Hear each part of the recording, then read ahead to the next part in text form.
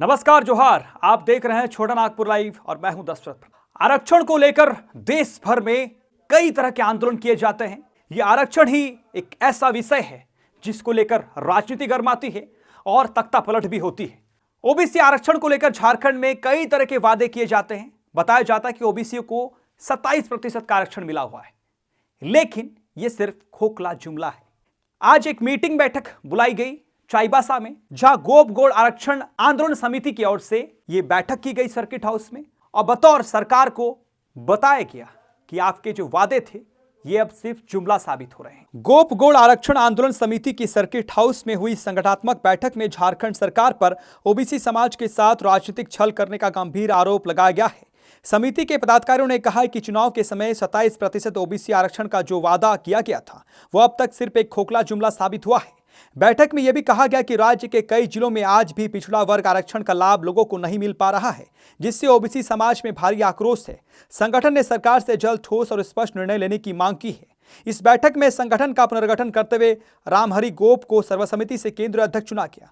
वहीं विपिन गोप को केंद्र संरक्षक, राजू पान, सुखदेव गोप और रघुनाथ गोप को सलाहकार बनाया गया। संगठन के अन्य पदों पर भी नई जिम्मेदारियों का वितरण किया गया। समिति ने साफ चेतावनी दी है कि अगर सरकार ने जल्द ओबीसी आरक्षण के मुद्दे पर ठोस कदम नहीं उठाए तो राज्यव्यापी आंदोलन किया जाएगा और संघर्ष को और व्यापक रूप दिया जाएगा। आज सर्किट हाउस में गोप गोड़ आरक्षण आंदोलन समिति का संगठनात्मक विस्तार हुआ, जिसमें समाज ने निर्णय लिया कि मुझे केंद्र नेतृत्व का मौका दिया है और जिस उम्मीद के साथ समाज मुझ पर भरोसा किया है मैं उस पर खरा उतरूँगा। यही मेरा संदेश है तमाम पश्चिम चाहे राज्य का पिछड़ा वर्गों के लिए। अभी वर्तमान में जैसे कि कह रहे थे कि आप लोग जाएंगे, रांची जाएंगे, वहाँ राज्यपाल महोदय से मिलेंगे, उससे पहले की रणनीति क्या है रखेंगे? क्योंकि आप अभी अध्यक्ष घोषित हुए हैं, आपके ऊपर में बड़ी जिम्मेदारी दी है समाज ने, तो आप उसको किस रूप से लेकर के देख रहे हैं और आगे क्या आपकी रणनीति रहेगी? अभी आगे का रणनीति के लिए अगला फिर एक बहुत कम समय बैठक होगा। उस बैठक में निर्णय लिया जाएगा कि राज्यपाल से हम लोग कब मिलेंगे, ये पूरा तय हो जाएगा अगला बैठक में। देखिए, आज का जो बैठक था गोप गोड़ आरक्षण आंदोलन समिति का, ये केंद्रीय स्तर का एक बैठक था जिसमें से 18 प्रखंड के लोग यहाँ उपस्थित हुए और हमारा मुख्य उद्देश्य है कि हमारे ज़िला में पिछड़ा समुदाय को, ओबीसी समुदाय को आरक्षण बहाल किया जाए। और आरक्षण बहाल नहीं होने से हमारे समुदाय को बहुत सारी कठिनाइयों का सामना करना पड़ रहा है। हमारे जो युवा वर्ग है खासकर इससे बुरी तरह प्रभावित हैं और इसी सिलसिले में हमारी आज बैठक हुई और हमने विगत जो इस बैनर के तले विगत जो भी कार्रवाई, जो भी कार्यक्रम किया था, उनका समीक्षात्मक एक बैठक कहा जाए तो इसमें कोई दो राय नहीं है। सबसे पहले तो हम लोगों ने ये आपस में निर्णय किया कि विगत मानसून सत्र से पहले जो हमने आरक्षण बहाल करने के लिए हमारे जो जितने भी पश्चिमी सिंहभूम के विधायकगण हैं उनको हमने मेमोरेंडम सौंपा था और उनसे आग्रह किया था कि हमारी जो संवैधानिक हक अधिकार है उस पर विचार विमर्श करते हुए सदन में इस बात को रखा जाए ताकि हमारा पश्चिमी सिंहभूम में भी आरक्षण बहाल हो सके ओबीसी समुदाय के लिए। लेकिन मानसून सत्र में तो उन्होंने इस मुद्दा को सदन में उठाया नहीं, ना ही शीतकालीन सत्र में उन्होंने इस मुद्दा को उठाया, तो जिसके तहत हमको मजबूर हो जाना पड़ा आगे की रणनीति तय करने के लिए। आगे हमारा जो क्या होना चाहिए, क्या करेंगे, समिति के माध्यम से क्या किया जाए ताकि हमारा जो संवैधानिक हक अधिकार है वो हमारे समुदाय को मिल सके, ओबीसी समुदाय को।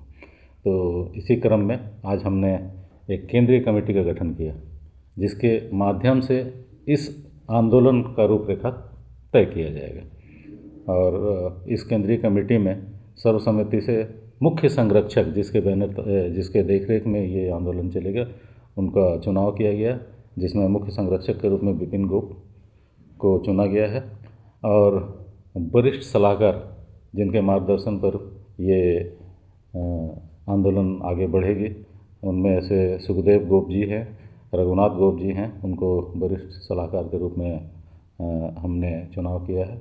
इसके अलावा केंद्रीय अध्यक्ष, जिसके देख रेख में ये पूरा आंदोलन का भागीदारी होगा, ये राम हरि गोप जी के नेतृत्व में होगा।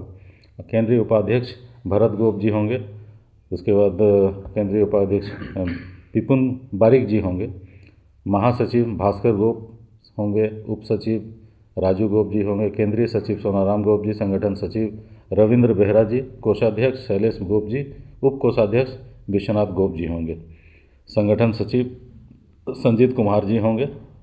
और इसी बैठक के दौरान हमने ये भी निर्णय लिया कि काफ़ी जल्द, चूँकि विधायकगण हमारी बातों को सदन में नहीं उठा पा रहे हैं, तो एक प्रतिनिधि मंडल जो है वो राज्यपाल से मिल कर के अपनी मांगों को उनके माध्यम से सदन में रखवाने का प्रयास करेगी। तो हम एक प्रतिनिधि मंडल का चयन किए हैं, जिसमें से उस प्रतिनिधि मंडल में हमारे राम हरि गोप जी, विपिन गोप जी, राजू गोप जी, संजीत बेहरा जी, विपुन बारिक जी, ये लोग राज्यपाल से मिलने जाएंगे, जिसका हम लोग रूपरेखा तय किए हैं। और ये कब मिलेंगे वो डिपेंड करता है, अगर उधर से एक अपॉइंटमेंट हमें मिल जाता है तभी हम लोग इसका कब जाना है तय करेंगे। इसके अलावा अगर मान लीजिए इस सेंट्रल कमेटी के बैनर तले हम लोग, ऐसा भी बहुत जगह देखा गया है कि हमारे जो ओबीसी भाई बंधु हैं उनको हमारे हक अधिकार के बारे में बहुत ज़्यादा जानकारी नहीं है। जानकारी के अभाव में भी हम आज पिछड़ रहे हैं। तो एक हमने निर्णय किया है कि हमारा जो प्रतिनिधिमंडल गांव स्तर तक जाकर के लोगों को जागरूक भी करेगी और एक संगठन का विस्तार भी करेगी, जिसके तहत हमारी ये लड़ाई, हमारा जब तक हमारा संवैधानिक हक अधिकार नहीं मिल जाता, जिसकी वजह से हमारा ओबीसी समुदाय पूरा पिछड़ा हुआ है।